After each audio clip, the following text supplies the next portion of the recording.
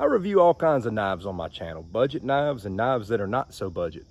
But one of my favorite things to do is to find those good deals and present those to my audience as an option for those who are shopping around. In this video, we're going to be looking at what I believe to be probably the best fixed blade budget knife deal on Amazon right now. You want to see this blade? Stick around. I want to start by saying I typically utilize Sundays for self-defense education, but I have really doubled down on that throughout this past week, and I have a sense of urgency to get this blade out there for you to check out and review, because the price is really good right now, and I think it's having a really great response, and it's possible that it may not stay in this price range. So if you can capitalize on it now, I want you to be able to. So let's unsheath this thing and take a look. This is the new fixed blade from Lynxgear. This is a D2 blade, and it feels like it. It's very solid. It's got these beautiful blackish gray micarta scales, and this looks like a serious budget workhorse. I was drawn to this piece of eye candy right from the start. I was on Amazon just shopping those budget blades and looking for new releases, and I stumbled upon this and was super impressed right away. I also want to get this out of the sunlight so you can get a good look at the true coloration of the blade here.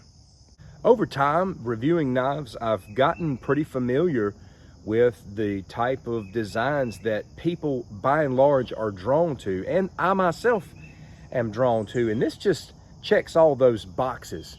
For me, simplicity is key. I love simplicity. I love drop point and clip point a lot. I think they're very attractive blades, and this has a very nice looking drop point blade, about 4.5 inches. And this is just a good average size fixed blade. This sits right in the middle. Now this one also comes in another color as well. I'll give you a picture of that. Super sharp right out of the box. This is like 22 or 23 bucks right now on Amazon. I just think that is a insane deal. This is 0.15 inches thick. If you're into the metric system, it's right at 3.8 to be exact, I do believe. It feels really sturdy. This is 7.85 ounces. Many of you are probably familiar with the song that came out about 20 some years ago called Down with the Sickness. Well, me personally, I've always been pretty down with the thickness when it comes to knives. But over time, I've really grown and discovered a happy medium on this issue. I know there's a time and a place for a really thick knife, but I kind of like my knife to have a balance of thinness and thickness, because I want it to excel in slicing always. I always want my knife to be a good slicer, because personally I can use other things for those great big tasks. So I like the thickness of this one. So we got us a nylon sheath here. I think that looks nice. Let's talk sheaths. I like all types, but a lot of times it depends on where I'm going. If I'm down in the woods and I'm hiking and I'm on the trail, or if I was somebody who was out in the field like a military personnel, you know, I'm good with Kydex all the time. I like it. I like the snap. I even like the look.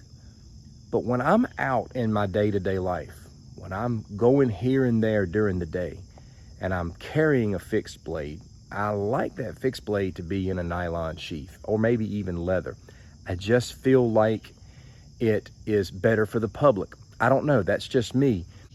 Big plastic or Kydex sheaths out in the general public, I feel, just draw more attention. Maybe that's just in my imagination. Maybe it's true. I just never want to put off a mall ninja vibe. You know, when I'm carrying that Kydex sheath, that's just how I feel when I'm out in public, man. I feel like I'm trying to be like extra tactical. You do you with regards to that. No judgment at all, because when I see people carrying their gear proudly, it makes me happy. And for us average everyday Joes out here, a knife is primarily a tool. It can be used as a self-defense tool, but it's primarily a tool, and I just think nylon and leather looks more tool related. That's just me. I've talked to some of you here in the comments, and I know you hate nylon. I personally really like it. I'm going to do two primary tests with this.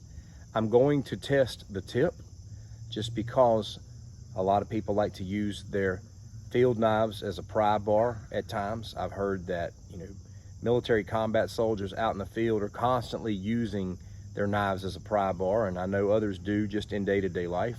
So I'm going to test the tip because, the tip looks strong, but it's thinned out towards the end. So we're going to make sure that holds out for a moderate task. And I'm also going to just test the spine. We're going to do some batoning, and I want to look at the spine afterwards.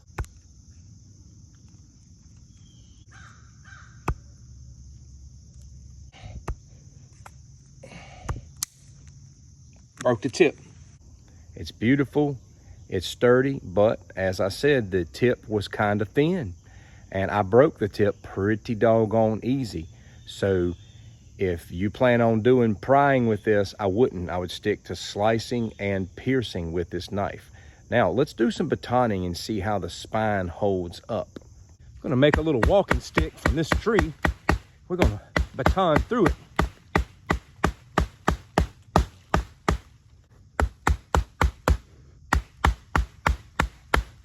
Always cut too much of an angle sometimes. Let's go in here. There we go. The spine looks good. It can handle batoning. That was a heavy stick, and it batoned very well. Scales were knocked loose a little bit from the batoning, so although they look nice, they're not on there very, very tight, so you may just have to tighten them up every so often after a hard task, if you use this for hard task. A weak tip means no throwing, but I've already broken the tip. And even with no tip, it hits hard. As far as being a budget blade and its look and its feel and its price, man, that's like a 10 out of 10, but we gotta talk performance. This knife has a weak tip. That's the drawback of this blade. I think the manufacturer should go back to the drawing board on that and strengthen this tip a little bit, because a lot of people like to pry things open. You can't do that with this knife. If you like this knife and you want to slice with it, you got all you need. You really do, because it's really sharp. It cut through that wood like butter for the most part, and it seems to still be holding a very strong edge. I can just feel it and tell. The spine is good. I think the quality of steel is good enough for your day-to-day task. The handles, scales look nice, but they are loosened pretty easily as well. If you get into some heavy task, you may or may not like that. So, most times in life, you get what you pay for. Sometimes you get a little more than what you pay for. I still believe for $22, this is an excellent deal. Now, a lot of people are going to come in the comments and say, dude, I can get me a Mora for less than that. That's fine. You're right. And I think the Mora knives are better, obviously. But a lot of people want something with a little more substance than a Mora. A lot of people want something with a different kind of sheath than a Mora.